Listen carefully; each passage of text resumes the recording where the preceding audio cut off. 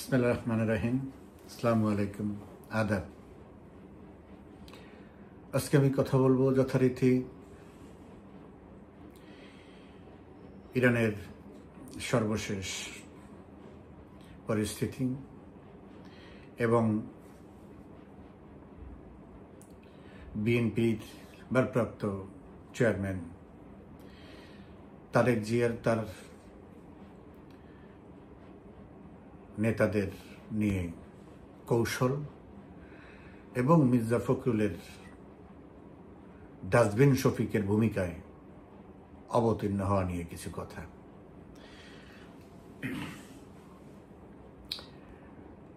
ইরানের সর্বশেষ অবস্থা আপনারা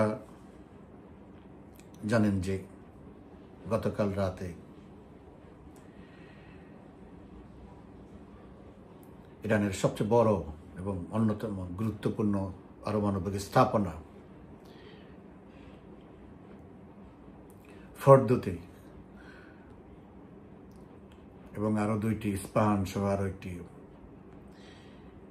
পারমাণবিক স্থাপনায় হামলা করেছে। এই হামলার পরে প্রেসিডেন্ট ট্রাম্প খুব গর্বের সাথে ঘোষণা দিয়েছে ফর্দো ইজ গন, মানে ইরানের পারমাণবিক স্থাপনা এবং তাদের সমস্ত পারমাণবিক স্বপ্ন ধূলিসাৎ করে দিয়েছে। আপনারা জানেন যে এই কাজটি করার মাধ্যমে বেশ কয়েকটি বিষয় সামনে এসেছে। এখানে প্রেসিডেন্ট ট্রাম্পের সে যে একজন প্রতারক, সে যে আমেরিকার মতো একটি সবচেয়ে গুরুত্বপূর্ণ রাষ্ট্রের রাষ্ট্রপ্রধান হওয়ার অযোগ্য, সে যে অবিশ্বাস্য একজন ব্যক্তি যাকে বিশ্বাস করা যায় না,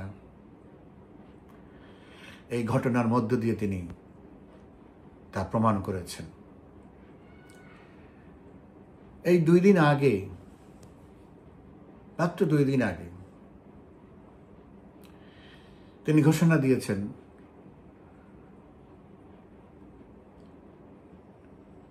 পরের 2 সপ্তাহ, এখন থেকে 2 সপ্তাহের মধ্যে ইরানকে আক্রমণ করবে না। এই 2 সপ্তাহ শান্তি প্রচেষ্টায় নিয়োজিত থাকবে সবাই, যাতে একটা শান্তিপূর্ণ সমাধান করা যায়। অথচ এই ঘোষণা দেওয়ার পরে একজন প্রেসিডেন্ট, তাও আবার মার্কিন যুক্তরাষ্ট্রের, সে যদি 2 দিন পরে চোরের মতো রাতের অন্ধকারে এইভাবে হামলা করে, তাহলে তাকে কি বলা যায়? প্রতারক ছাড়া। ইরান তো আমেরিকার সমকক্ষ কোনো দেশ না, কোনো দিক দিয়েই না, একমাত্র নীতি নৈতিকতা ছাড়া, যেটা যে কোনো রাষ্ট্র, যে কোনো ব্যক্তির জন্য সবচেয়ে শ্রেষ্ঠ সম্পদ, ইরানের সেই জিনিসটা আছে, নীতি আছে, নৈতিকতা আছে, আদর্শ আছে। আমেরিকার রাজনীতিবিদদের সেটা নাই। তাদের টাকা আছে, অস্ত্র আছে, গায়ে জোর আছে, মিডিয়া আছে, যা খুশি তা বলে মানুষকে উল্টা সিধা বোঝানো যায়। আরেকটি কাজ করেছে এই হামলার মধ্য দিয়ে,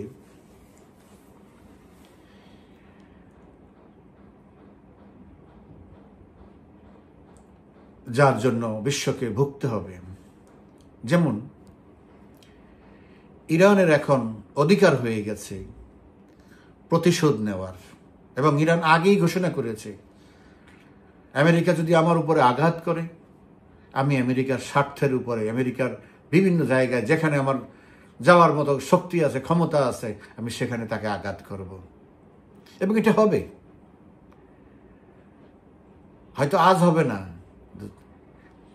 আমেরিকা যেমন সুযোগ সন্ধানী, এখানে সুযোগ সন্ধানীর সাথে ভালো মানুষই নীতি আদর্শ দেখিয়ে কোনো লাভ নেই। ইরানও সেই সুযোগ সুবিধা মতো এর দাঁত ভাঙা জবাব দিবে। আর আজকে ইরানের পার্লামেন্টে সর্বসম্মতিক্রমে পাশ হয়েছে হরমুজ প্রণালী বন্ধ করে দেওয়ার।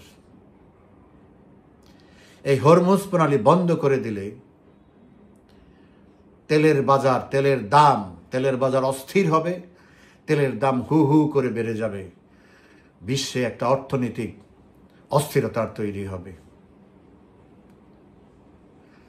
এখন আয়াতুল্লাহ আলী খামেনি হয়তো আজকেই ঘোষণা দিতে পারে বা কালকে দিতে পারে, তার সুবিধা মতো সে যে কোনো সময় ঘোষণা দিতে পারে, কারণ এটা আইন অলরেডি পাশ হয়ে গেছে ইরানের সংসদে আজকে।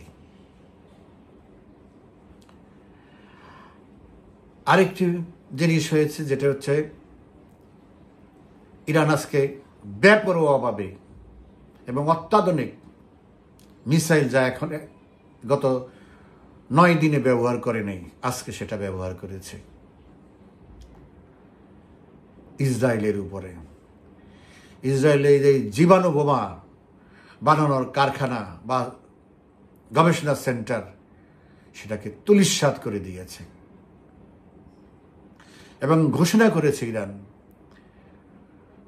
আক্রমণ চলতে থাকবে 24/7, মানে অবিরত,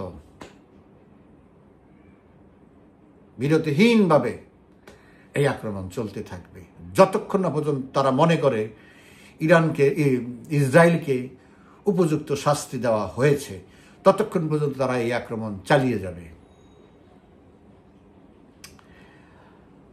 আর একটি কাজ করেছে, যেটা ইরানের জন্যে বিলিয়ন ডলার খরচ করে এটা করতে পারত না। ইরানের জাতিকে তারা ঐক্যবদ্ধ করে দিয়েছে। ইরানে একটা বড় বিরোধী দল ছিল, ইরানের সরকার বিরোধী, খামেনি বিরোধী, বা এই যে সিস্টেমটা, এই সিস্টেমটার আমিও পক্ষে না ব্যক্তিগতভাবে। আমিও এটার এই সিস্টেমটা এত কড়াকড়ি, এত আইন কানুন, ইসলামিক ধর্মীয় এত অনুশাসন, এগুলোর পক্ষে আমিও না। কিন্তু এই সরকারের বা সেই 79 সাল থেকে এই সরকার সেই নীতিটা অবলম্বন করে আসছে, যেটা খুবই কঠিন এবং অনেক কোনো ক্ষেত্রে মানবতা বিরোধী। সো এটা আমি পছন্দ করি না, এবং বিশ্বের অন্য কোনো রাষ্ট্র পছন্দ, ইরানের যত ঘনিষ্ঠ, এমনকি রাশিয়াও সেটা পছন্দ করে না। কিন্তু বিষয়টা অন্য, এখানে হলো রাজনৈতিক বিষয়।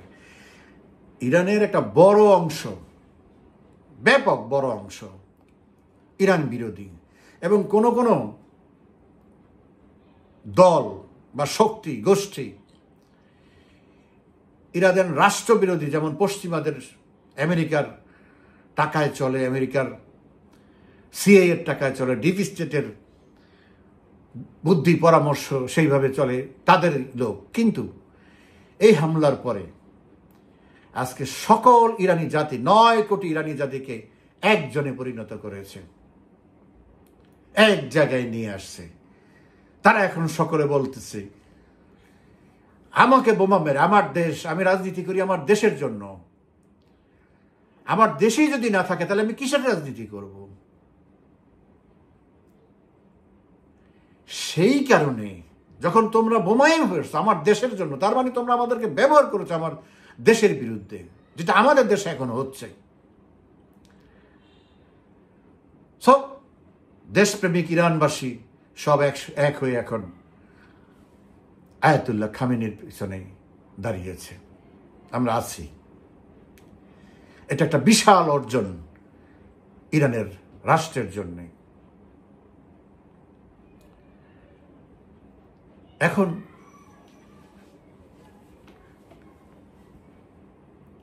আমেরিকা এই কাজ করার মাধ্যমে, সে তো এমনি, আমি তো সব সময়ের জন্য, এই কাজ শুধু এই কাজ নেই, এটা তো সে 70-80 বছর পর্যন্ত এই কাজই করে আসতেছে, ধোঁকাবাজি করা, চিটিং করা, বাটপারি করা, মানুষকে জিম্মি করা, দেশকে জিম্মি করা, যাকে খুশি তাকে হত্যা করা, যেই দল খুশি সেই দলকে তছনছ করে দেওয়া, যখন যাকে যা খুশি করার একটা মনোপলি রাজত্ব কায়েম করেছে 91 সালের পরে থেকে। কিন্তু এখন তার অনেক মিত্র বিব্রত। আমেরিকার শুভবুদ্ধি সম্পন্ন বেশিরভাগ মানুষ আজকে বিব্রত, এটা তারা পছন্দ করেনি। কি কারণে? ইরান এমন কি করেছে যে তার উপরে বম্বিং করতে হবে, তার উপরে হামলা করতে হবে, তার শত শত মানুষকে হত্যা করতে হবে, হাজার হাজার মানুষকে আহত করতে হবে? অপরাধটা কি ইরানের?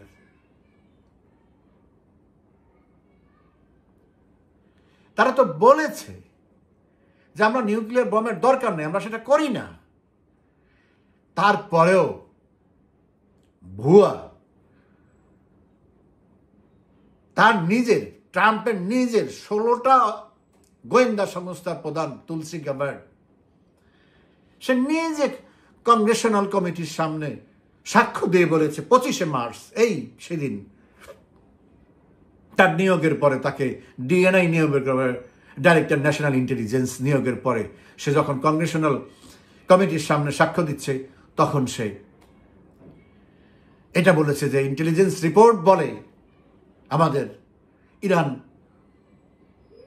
পারমাণবিক বোমা বানানোর কোনো প্রস্তুতি নিচ্ছে না। এবং 2003 সালে আয়াতুল্লাহ আলী খামেনি যে নির্দেশ দিয়েছে যে এইটা করব না আমরা, সেই নির্দেশ এখনো বলবৎ আছে এবং সে নতুন কোনো সিদ্ধান্ত দেয়নি।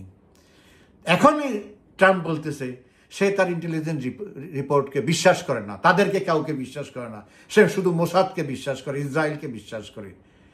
এই যদি হয় একটা সরকার প্রধানের বক্তব্য, ট্রাম্পের মতো একজন মানুষ, তাকে সে পাগলও বলা যায়, ছাগলও বলা যায়। একসময় 2016 সালে যখন সে প্রেসিডেন্ট হয়েছিল, তখন টাইম ম্যাগাজিনে একটা আর্টিকেল লেখা হয়েছিল।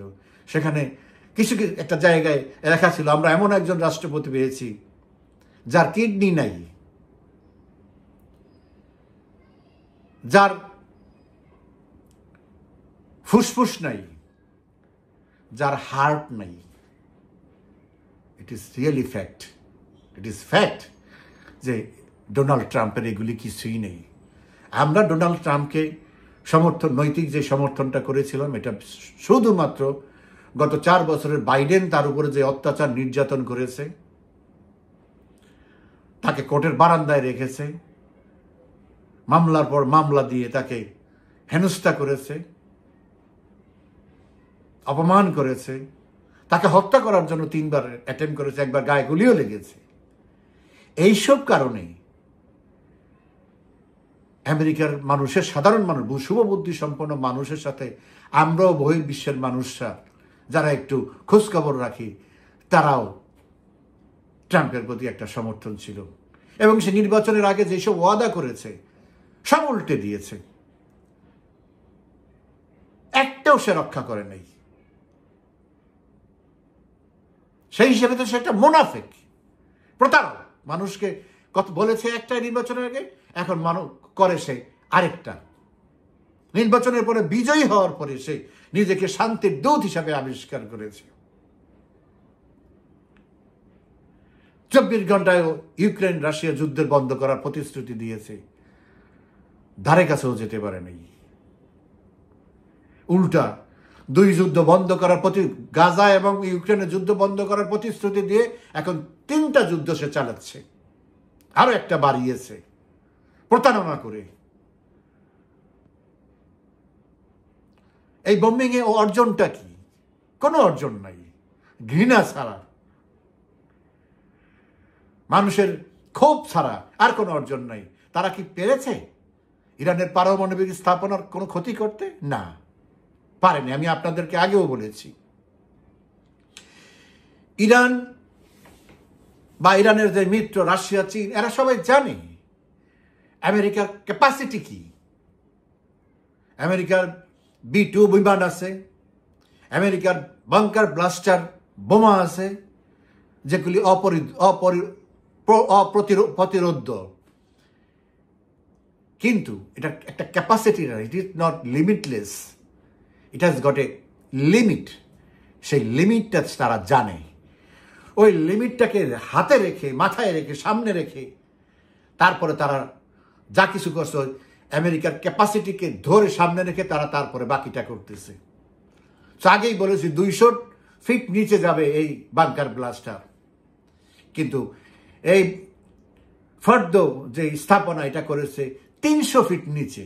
তো 100 ফিট উপরে এটা শেষ, তাও যেতে পারে না। এটা ছিল এক্সপেরিমেন্টাল, আগে করেছে, কিন্তু তারা মেপে দেখে নাই যে কতটুকু গেছে, কি করেছে। কোনো স্থাপনা, এমন কোনো স্থাপনাতে তারা হিট করেনি যে স্থাপনা 200 ফিট নিচে বা 300 ফিট নিচে। সো এটা হলো তাদের অনুমান। আজকে টেস্ট করেছে, আগেও করেছিল ওসামা বিন লাদেনকে মারার জন্য আফগানিস্তানের বিভিন্ন পাহাড়ে করেছে, কিন্তু সেখানে তো কোনো বাংকার ছিল না, সেখানে গুহা ছিল, সেখানে কোনো স্থাপনা ছিল না, সেখানে ন্যাচারাল কিছু ছিদ্র ছিল, সেগুলো একটু খোদাই ঠোদাই করে এইসব করেছে, সেখানে থাকেও নাই। তো সেই সব জায়গায় এইসব দুই একটা বোমা ফেলে ঠেলে তারা আবিষ্কার করেছে যে এইটা। তো তাতে কি হয়েছে, তারপরেও এখানে যে ম্যাটেরিয়ালসগুলো ছিল এগুলো সব তারা আরো গোপন জায়গায়, আরো সুরক্ষিত জায়গায় সরিয়ে নিয়েছে। First of all, it was a empty place. Finally it was a invincible, যে এখানে এই পর্যন্ত এটা ভেদ করতে পারবে না। তো কয়েকদিন পরেই দেখবেন এই ট্রাম্প, এই নেতানিয়াহু আবার কান্নাকাটি করতেছে, হ্যাঁ এগুলি আগে সরাই নিছে, ওই পর্যন্ত যায় নাই, এখনো তাদের সেই শক্তি আছে, আবারও বোমা মারতে হবে। অথচ এই বোমা মারার পরে ট্রাম্প কিন্তু বলেছে শেষ, এখন শান্তির জন্য আমরা কাজ করব। তো ও কি বললো না বললো, এই পাগল ছাগলে এতে তো কিছু যায় আসে না। এখন সে সামনে বুঝতে পারবে তার কি। এখন এই হামলা ঠেকাতে পারে একমাত্র রাশিয়া, আর কার কোনো শক্তি নাই। কিন্তু রাশিয়া তো সেইভাবে এখানে আসলে পরে তৃতীয় যুদ্ধ হবে, বা সেইভাবে রাশিয়া আসতে চায় নাই, বিকজ রাশিয়া মনে করেছে যে ওরা যা করতে চাইছে সেটা সারা করতে পারবে না। সো আমরা দেখি যে এইটা এখানে ব্যর্থ হওয়ার পরে তারা কি করতে পারে। যেমন আজকে রাশিয়ার সাবেক প্রেসিডেন্ট দিমিত্রি মেদভেদেভ আজকে বলেছে, সরাসরি রাশিয়ার কথা বলে না, বলছে একাধিক দেশ ইরানকে পারমাণবিক বোমা হস্তান্তর করার জন্য প্রস্তুত। তো এখানে স্বাভাবিকভাবেই যাদের কাছে পারমাণবিক বোমা আছে তার মধ্যে ধরে নিতে পারি আমি পাকিস্তানকে আমি বিশ্বাস করি না। ওরা হলো নেমো খারাপ, ওরা তো এখানে বলবে, ওখানে করবে। 2 দিন আগে যায় এখন ওই নোবেল পুরস্কারের জন্য মনে হচ্ছে, তো নোবেল পুরস্কারের কি নোবেল কমিটি এসব কেয়ার করে? এইসব ধান্দাবাজি, কে নোবেল পুরস্কারের জন্য কাকে নমিনেট করলো, এইসব তারা ক্রাইটেরিয়া দেখে সেইভাবে করে। আর হলো পলিটিক্যাল, যদি মনে করে যে নোবেল শান্তি পুরস্কারটা টোটালি হলো পলিটিক্যাল, এটা তো ওই পাকিস্তানের কথায় কিছু যায় আসে না, কিন্তু ট্রাম্পকে খুশি করার জন্য নোবেলের জন্য নমিনেট করে এইসব আগমন। তো এদেরকে আমি বিশ্বাস করি না। বাকি যে 3টা দেশ আছে, রাশিয়া, উত্তর কোরিয়া এবং চায়না, হয়তো চায়নাও আলটিমেটলি এটা করবে না, বাট উত্তর কোরিয়া তো রাশিয়া এখন সিগন্যাল দিলে কালকেই পাঠিয়ে দিবে, এবং এইটাই করতে যাচ্ছে। আই বিলিভ that উত্তর Korea will transfer their nuclear bomb to Iran, and it will happen very soon.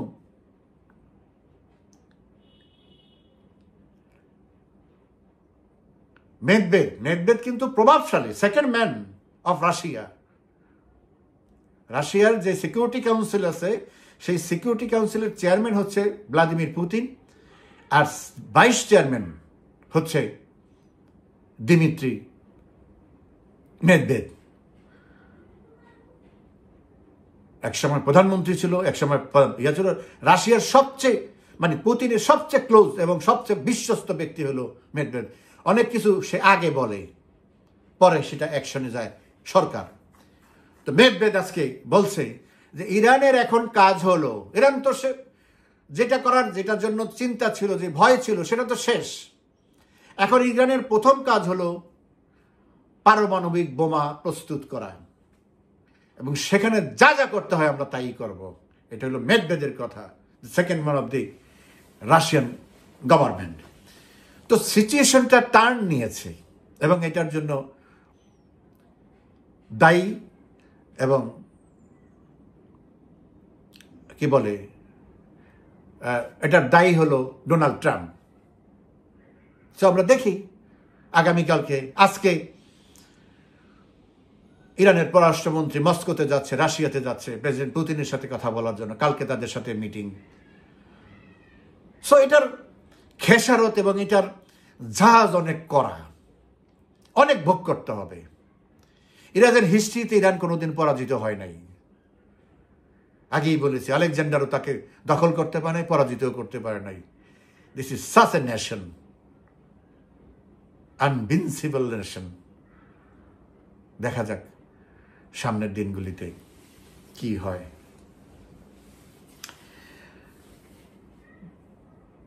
Tarique Zia একটা কৌশল অবলম্বন করে সবসময়, সেটা হচ্ছে তার দলে দুই একজন নেতা আছে, সিনিয়র নেতা, যারা সমাজে মোটামুটি গ্রহণযোগ্য ব্যক্তি, বা আমাদের দেশের সুশীলরা, মিডিয়া, এই দুই একজন ব্যক্তিকে একটু ভিন্ন চোখে দেখে। বিএনপিকে যেভাবে একটা সন্ত্রাসী দল, একটা কি বলে,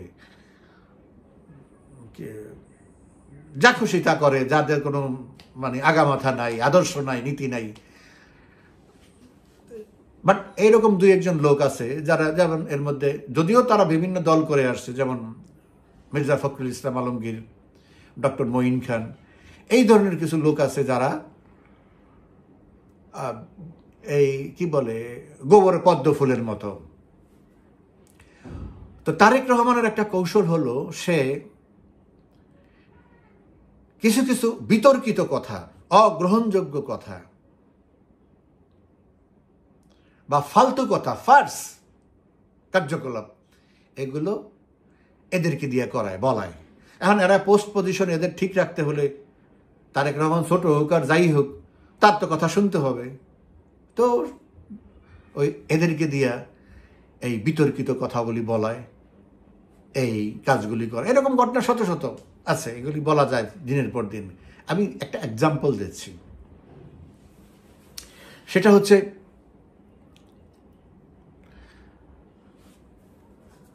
ইউনূস তারেক বৈঠকের সাথে সাথে যখন ঘোষণা দিল ফেব্রুয়ারিতে নির্বাচন হবে, এখান থেকে আবার মির্জা ফখরুল সাহেব সাংবাদিকদের সামনে দাঁড়িয়ে বলল 12ই ফেব্রুয়ারি নির্বাচন হবে। এই তারিখ কে দিল তাকে? এটা তো তারে কেউ দেয় নেই। আবার ডক্টর মঈন খান পরশুদিন বলল, এই দেশের মানুষ পোরমা পালাও চায় না, এই দেশের মানুষ শুধু ভোট চায়, আর কিচ্ছু চায় না। এগুলি কোনো কথা? এই দেশের মানুষ আইনের শাসন চায় না, এই দেশের মানুষ গণতন্ত্র চায় না, এই দেশের মানুষ চিকিৎসা চায় না, শিক্ষা ব্যবস্থা, সুন্দর শিক্ষা ব্যবস্থা চায় না, শান্তি শৃঙ্খলা চায় না, আরো অনেক কিছু আছে, সেগুলিও চায়, ভোটও চায়। কিন্তু উনি বলে ফেললো এই দেশের মানুষ কোরমা পোলাও চায় না, কিচ্ছু চায় না, শুধু একটা ভোট চায়। তো এই ধরনের আজে বাজে কথাগুলো আরো আছে।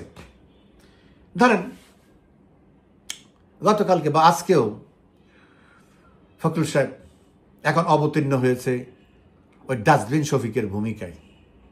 ডাস্টবিন শফিক যেমন লাগাম ছাড়া ইউনূসের তোষামোদি, ইউনূসের কথা বলা এবং আওয়ামী লীগকে নিয়ে আজে বাজে উদ্ভট কথা বলা, এখন ফখরুল সাহেবের মতো একজন লোকও এটা কেন বলতেছে? আজকে বলতেছে সরকার খুব ভালো কাজ করতেছে, মানে ইউনূস খুব ভালো কাজ করতেছে, আমরা এটাই চেয়েছিলাম, আমরা সহযোগিতা করতেছি সব দিকে। হাসিনা সরকার সব ধ্বংস করে দিয়ে গেছে, এই সরকার সেগুলি সব গুছিয়ে আনতেছে, আমাদের সহযোগিতা বলবৎ থাকবে। এই কথা 2 দিন আগে কোথায় ছিল? 2 দিন আগে কোরআন গেছে একেবারে A to Z, শত নেতা কর্মী, সোশ্যাল মিডিয়া, এই মিডিয়া, টক শো, ইনুসের 14 গোষ্ঠী উদ্ধার করেছে। ইনুস খারাপ, ইনুস দেশ ধ্বংস করে ফেলছে, দেশ বিক্রি করে ফেলতেছে, ওইটা হয়েছে, সেটা হয়েছে। আওয়ামী লীগের থেকে বড় আওয়ামী লীগার হয়ে গেছে, ইনুস হয়ে গেছিল তারা। এখন সেটা বাদ দিয়ে হঠাৎ করে আবার ভোল পাল্টে ইনুসের জয় কীর্তন করতেছে। এই সমস্ত কাজগুলো তারেক রহমান ইচ্ছাকৃতভাবে এদেরকে দিয়া করায়, নিজে না বলে এদেরকে দিয়া করায়। কারণ হচ্ছে একটাই, যে এদেরকে বিতর্কিত করা দেশে বিদেশে, যাতে এরা এমন কোনো গ্রহণযোগ্য ব্যক্তিত্বে পরিণত না হয় যে কোনো একটা ক্রাইসিস হলে ওই বিদেশিরা এদেরকে মাথায় নিয়ে কোনো কৌশল তৈরি করবে, যে এদেরকে সামনে নিয়ে আসবে, এদেরকে নিয়ে একটা জোট তৈরি করবে, এদেরকে নিয়ে একটা পরিকল্পনা করবে, এদেরকে সামনে নিয়ে আসবে। কারণ তারেক জিয়া তো ব্ল্যাক লিস্টে তাদের কাছে বহু আগে, এখন পর্যন্ত তারা সেটা মুছে দেয় নাই, এখন পর্যন্ত মুছে দেয় নাই। এই যে বিদেশি রাষ্ট্রদূতরা, বেশ কয়েকজন রাষ্ট্রদূত ইতিমধ্যে বেগম খালেদা জিয়ার সাথে দেখা করেছে, মির্জা ফখরুল সাহেবের সাথে দেখা করেছে, অন্যান্য দলের নেতাদের সাথে। এবং একবার একটা আমি পত্রিকায় দেখেছিলাম যে সারা কুক, ব্রিটিশ হাই কমিশনার, সে লন্ডনে গিয়ে নাকি তারেক জিয়ার সাথে দেখা করবে। কই, সেই জিনিস তো হয় নাই, এই সমস্ত ভুয়া জিনিসপত্র ছড়ায় সব। তারেক জিয়ার সেই গ্রহণযোগ্যতা এখনো পশ্চিমা দুনিয়ায় আসে নাই, বিকজ এটা ডকুমেন্টেড তাদের কাছে, what he has done in from 2001 to 2006। তাকে সবাই চিনে, সবাই জানে। একটা সময় গুগলে সার্চ দিলে যদি লিখতাম, আমি দেখাইছি আমার ফেসবুক পোস্ট ইয়েতেও আছে, একদম ইয়ে স্ক্রিনশট দেওয়া, গুগলে সার্চ দেওয়া, who is the most corrupt person in Bangladesh, Tarique রহমানের ছবি সহ চলে আসতো। তো এই যার আইডেন্টিটি ইন্টারন্যাশনালি, এটা গুগলের কথা, আমার না। তো এই যার আইডেন্টিটি ইন্টারন্যাশনাল লেভেলে, তারপরে তো উইকিলিক্সের যে সমস্ত মরিয়াটি যে সমস্ত খোঁজখবর দিচ্ছে, যে এগুলো documented, still he is restricted to enter in America.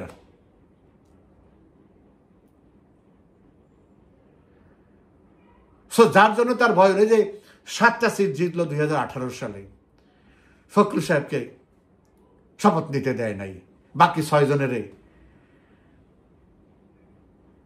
শপথ নিয়েছে। 4 বছর ছিল, প্লট নিছে, গাড়ি নিছে, যা যা সুযোগ সুবিধা আছে, বিদেশে গেছে, ভাতা নিছে, গাড়ি তেলের খরচ নিছে, এই পিএস নিছে, অমুক নিছে, যত রকমের আছে সুযোগ সুবিধা একজন এমপির, সবই তারা 4 বছর পর্যন্ত ভোগ করে এখন বলে যে রাতে ভোট হয়েছে। 4 বছর খাওয়া দাওয়া 6 জনে মিলেই খাইছে। 4 বছর এই গাড়ি খেয়েছে, প্লট খাইছে, ভাতা খাইছে, এটা খাইছে, সেটা সব খাওয়া দাওয়ার পরে এখন আইসা বলে যে রাতে ভোট হয়েছে। তো এই হলো এদের অবস্থা। তো তারেক রহমানের এটা হচ্ছে, উদ্দেশ্যটা হচ্ছে তার দলে যেন যদি কেউ ভালো থেকে তাকে ভালো করতে পারে, সে যেন ভালো করতে না পারে, তাকে বিতর্কিত করা, তাকে মার্জিনালাইজ করা। এইটাই ছিল বিএনপির জন্য আজকে আমার কথা, যে এরা, বললাম না গোবরেও পদ্ম ফুল ফোটে, কিন্তু তারা সেটাও ফুটতে দেয় না। কারণ নিজের যখন যোগ্যতা থাকে না, তখন আর কোনো যোগ্য লোককে সে মর্যাদা দিবে না। কারণ তাইলে তার প্রতি মানুষের আকৃষ্ট হবে, তার প্রতি দেশ। এখানে তো শুধু ওই বিএনপির ওই জিয়া পরিবারের প্রতি অন্ধ একটা বিশ্বাস, সেটা নিয়ে তো আর দল চলবে না, সেটা নিয়ে তো আর দেশ চলবে না। এখানে সমাজ আছে, এখানে দেশি বিদেশি অনেক কিছু ফ্যাক্টর আছে, যেগুলোর সহযোগিতা ছাড়া একটা দল ক্ষমতায় আসতেও পারে না, ক্ষমতায় টিকতেও পারে না। তো সেই জন্যে বিদেশিরা যদি চিন্তা করে যে ঠিক আছে, বিএনপি ছাড়া আমাদের সামনে আর কোনো অপশন নাই, তখন তারেক রহমানকে তারা ভালো লাগুক আর না লাগুক, তখন মন্দের ভালো হিসাবে গ্রহণ করতে হবে। এই পলিসিতে তারেক রহমান, যে আমার উপরে যেন কেউ, আমার চেয়ে বেটার এলিমেন্ট যেন আমার দলে কাউরে খুঁজে না পায়, আমি মন্দ আছি, আমি যেন ওই মন্দের ভালো থাকি, এই হইল তার স্ট্র্যাটেজি। এই কারণে সেই এই কিছু কিছু লোকজন আছে, তাদেরকে যাদেরকে মোটামুটি সমীহ করে লোকজন আর কি করতে চায়, তাদেরকে সে পচাইয়া দেয়। বাংলা কথা,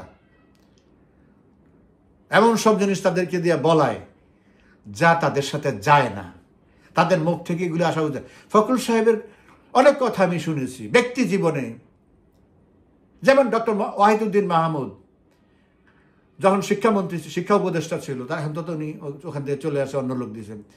ফখরুল সাহেবের বন্ধু, সে একই হলে একই সিটে ছিল, পাশাপাশি রুমমেট, তুমি সম্পর্ক। ফখরুল সাহেবকে ফোন করে বলেছিল এই ওয়াহিদুদ্দিন মাহমুদ সাহেব যে আমি তো আসলে রাজনৈতিক বা এমনি সেমনি অত লোকজনের সাথে চলাফেরা করি না, চিনি না, আমাদেরকে কিছু লোক দাও, আমাদের প্রশাসন চালানোর জন্য, সরকার চালানোর জন্য কিছু লোকজন দাও যাদেরকে এর উপরে ডিপেন্ড করা যায়, যারা ক্যাপেবল। ফখরুল সাহেব তার উত্তরে বলেছে, দেখো 15 বছর পর্যন্ত আমরা ক্ষমতার বাইরে, এখন কে ভালো কে মন্দ, সরকারে যারা আছে, প্রশাসনে যারা আছে, কাকে বলবো যে ভালো কাকে মন্দ, আমি তো সেরকম একটা চিনি না, আমার জানা মতো তো সেরকম ডিপেন্ডেবল লোক আমি দেখি না যে আমি তোমাকে কোনো লোকে রেফার করব। তো ব্যক্তি জীবনে এইসব লোকগুলি হলো এই টাইপের, আর যখন মাইকের সামনে যায়, ক্যামেরার সামনে যায়, তখন তারেক জিয়ার হুকুমে তারা হয়ে যায় দলবাজ, দলকানা, একটা সাধারণ অশিক্ষিত মূর্খ কর্মী যেরকম কথা বলে রাস্তাঘাটে, ফুটপাতে, তাদের মুখ দিয়ে সেই সব কথাগুলি বের করে এই ধরনের ব্যক্তিদেরকে মার্জিনালাইজ করে দেওয়া হয়। এটাই হলো দুঃখজনক। যাই হোক, আমাদের কপালে আর কতদিন দুর্ভোগ আছে তা আল্লাহই জানে। আশা করি আল্লাহ আমাদেরকে এই দুর্ভোগ থেকে অতি শীঘ্রই ভালো একটা জায়গায় নেবে। ভালো থাকবেন সবাই, ধন্যবাদ।